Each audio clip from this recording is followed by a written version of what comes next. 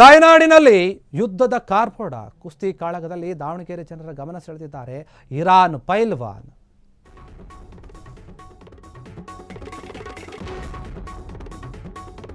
ಯುದ್ಧ ನಡೀತಾ ಇದೆ. ಇನ್ನೊಂದು ಕಡೆ ಕುಸ್ತಿ ಕಾಳಗದಲ್ಲಿ ದಾವಣಗೆರೆ ಜನರ ಮನಸ್ಸನ್ನು ಸೆಳೆದಿದ್ದಾನೆ ಇರಾನ್ನ ಪೈಲ್ವಾನ. ದುರ್ಗಮ್ಮನ ಹಬ್ಬದ ನಿಮಿತ್ತ ಅದ್ದೂರಿ ಕುಸ್ತಿ ಪಂದ್ಯಾವಳಿಯನ್ನು ಆಯೋಜನೆ ಮಾಡಲಾಗಿತ್ತು. ದಾವಣಗೆರೆ ದುರ್ಗಮ್ಮನ ಜಾತ್ರೆಯಲ್ಲಿ ಆಯೋಜನೆ ಮಾಡಿದಂತಹ ಈ ಕುಸ್ತಿ ಪಂದ್ಯಾವಳಿಯಲ್ಲಿ ಇರಾನ್ನ ಒಬ್ಬ ಪೈಲ್ವಾನ ಏನಿದ್ದಾನೆ ಒಂದು ರೀತಿಯಾಗಿ ಸ್ಫೂರ್ತಿದಾಯಕ ಆಟವನ್ನು ಕುಸ್ತಿಯನ್ನು ಆಡಿದ್ದಾನೆ. ದಾವಣಗೆರೆಯ ಮಣ್ಣಿನ ಅಖಾಡದಲ್ಲಿ ದೇಶ ವಿದೇಶ ಪೈಲ್ವಾನರ ಸೆಣಸಾಟ ನಡೆದಿದೆ. ಕುಸ್ತಿ ಕಾಳಗಕ್ಕೆ ಸಾಕ್ಷಿಯಾಗಿದೆ ದಾವಣಗೆರೆ ನಗರ. ಬೀರಲಿಂಗೇಶ್ವರ ದೇವಸ್ಥಾನದ ಆವರಣದಲ್ಲಿ ನಡೆದಂತಹ ಈ ಕುಸ್ತಿ ಪಂದ್ಯಾವಳಿಯಲ್ಲಿ ಇರಾನ್ ಕುಸ್ತಿಪಟು ಇದ್ದಾನೆ.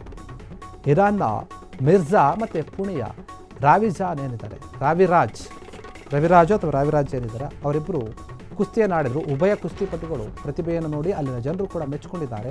ಸಾವಿರಾರು ಕ್ರೀಡಾಭಿಮಾನಿಗಳ ಸಮ್ಮುಖದಲ್ಲಿ ಮೈ ನವಿರೇಳಿಸುವಂತಹ ಈ ಒಂದು ಕುಸ್ತಿಯ ಯುದ್ಧ ನಡೆದಿದೆ.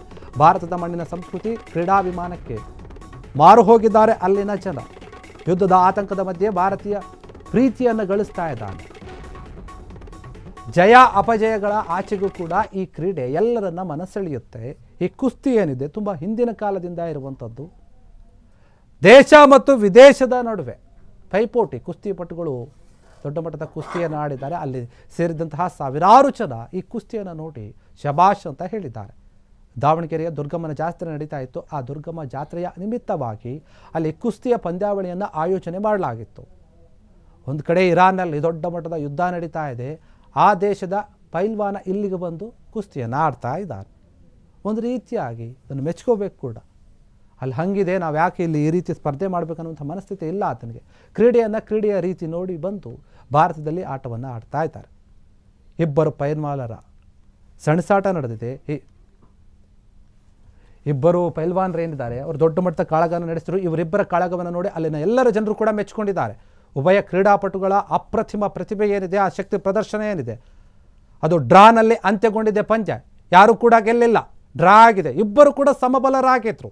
ಸಾವಿರಾರು ಕ್ರೀಡಾ ಅಭಿಮಾನಿಗಳೇನಿದ್ದಾರೆ ಈ ಒಂದು ಪಂದ್ಯವನ್ನು ನೋಡಿ ಉಬ್ಬೇರಿಸಿದ್ರು. ಏನು ಈ ರೀತಿಯಾಗಿ ಇಬ್ಬರು ಆಟ ಆಡ್ತಾ ಇದ್ದಾರಲ್ಲ.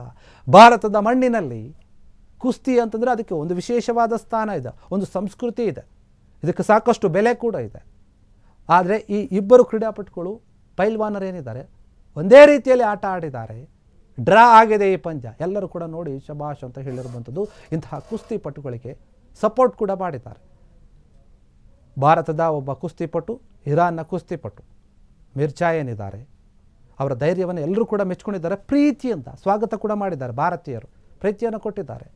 ಜಯ ಏನಿರ್ಬೋದು, ಅಪಜಯ ಇರ್ಬೋದು, ಅಥವಾ ಸೋಲು ಗೆಲುವು ಎಲ್ಲವೂ ಕೂಡ ಇರುತ್ತೆ ಆಟ ಅಂತ ಬಂದಮೇಲೆ.